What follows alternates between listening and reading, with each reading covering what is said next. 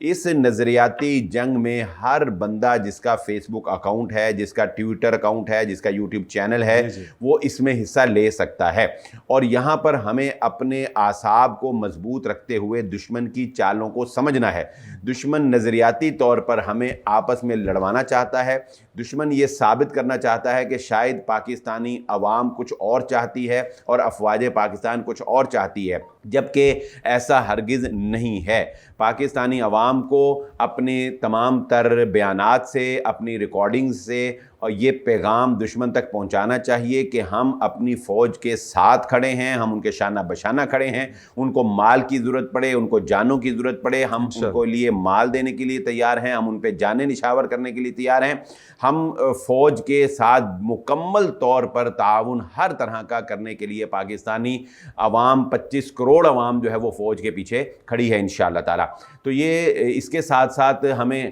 عالمی سطح کے اوپر پوری دنیا کو یہ پیغام دینا ہے، جو ہمارے بھائی بیرون ممالک ہیں وہ اپنا کردار ادا کریں، جو انگلش لینگویج کے اندر گفتگو کر سکتے ہیں وہ انگلش لینگویج میں پوری عالمی سطح پر یہ پیغام دیں کہ انڈیا کا یہ بھیانک چہرہ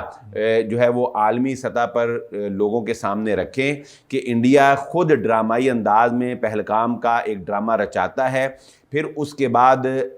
پاکستان کی عوام اور معصوم بچوں کو نشانہ بناتا ہے، اور اس سارے سینیریو میں پاکستان کا کردار انتہائی مثبت ہے۔ پاکستان جوابی کارروائی کرتا ہے، پاکستان صرف